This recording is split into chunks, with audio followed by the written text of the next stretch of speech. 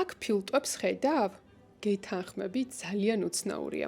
თუმცა ამ პერიოდის მხატვრობისთვის დამალული სიმბოლოები ძალიან დამახასიათებელია და მოდი მოგიყვები რა ხდება ბოტიჩელის ამ სურათზე, რომელსაც პრიმავერა, ანუ გაზაფხულის ალეგორია ჰქვია. სინამდვილეში ბაღში მდგომი ფიგურები გაზაფხულის, ბუნების გამოღვიძების ალეგორიული გამოსახულებებია. კომპოზიციის მარჯვენა მხარეს ვითარდება მითი.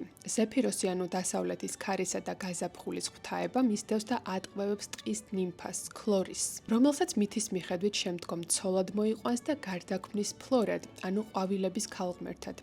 ქლორისის გარდაქმნის მომენტი მცენარეებისა და ყვავილების ნაკადით არის ნაჩვენები, რომელიც მისივე პირიდან ამოდის. ეს სიუჟეტი წარმოადგენს ზამთრის ქარებიდან გაზაფხულის ყვავილობაზე გარდამავალ პერიოდს და სიყვარულის შემოქმედებითი ძალის სიმბოლოს. სურათის ცენტრში მდგომი ვენერა განასახიერებს სიყვარულსა და სილამაზეს. იგი წარმოდგენილია როგორც ქორწინების მფარველი. ვენერას ზევით ვხედავთ მის ვაჟს კუპიდონს, რომელიც თვალახვეულია და ისვრის სიყვარულის ისარს სამი გრაციის შუა ფიგურისკენ.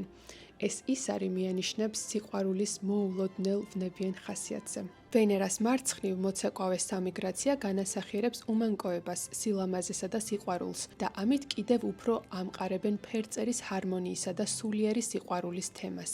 ყველაზე მარცხნივ დგას მერკური, რომელიც ასოცირდებოდა მაისის თვესთან, რადგან ის მაიას გაზაფხულის ქალღმერთის ვაჟი იყო და მისი პატივსაცემი დღესასწაულები მაისის იდებში იმართებოდა. ის წარმოდგენილია წითელი ტოგით, მუზარადითა და מחვილით.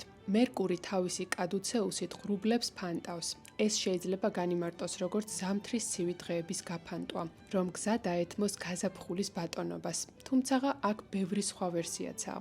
ეს კი ნამდვილი სიგიჟეა. სურათზე გამოსახულია დაახლოებით 500 მცენარე, მათ შორის 190 სხვადასხვა ყვავილი, რომელთაგან დაახლოებით 130 ზუსტად არის იდენტიფიცირებული. ამ მცენარეებიდან ზოგი სამედიცინო ან ნაყოფიერებასთან დაკავშირებულ სიმბოლოებთან ასოცირდება.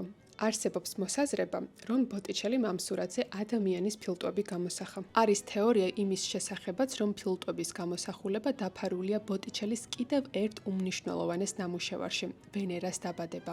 თავად ვენერას მოდელი სიმონეტა ვესპუჩი სავარაუდოდ ტუბერკულოზით გარდაიცვალა, რაც ფილტვთან დაკავშირებულ სიმბოლიზმს დამატებით მნიშვნელობას სცემს. პრიმავერა არაუბრალოდ მითოლოგიური სცენაა, არამედ ღრმა ალეგორიული ნამუშევარი, რომელიც სიყვარულის, ჰარმონიისა და სიცოცხლის მუდმივ განახლებაზე მიგვითითებს. თუ მოგეწონა ვიდეო და გაინტერესებს ხელოვნება, აუცილებლად გამოიწერე ჩემი გვერდი, რომ არ გამოგრჩეს შემდეგი საინტერესო და სასარგებლო პოსტები.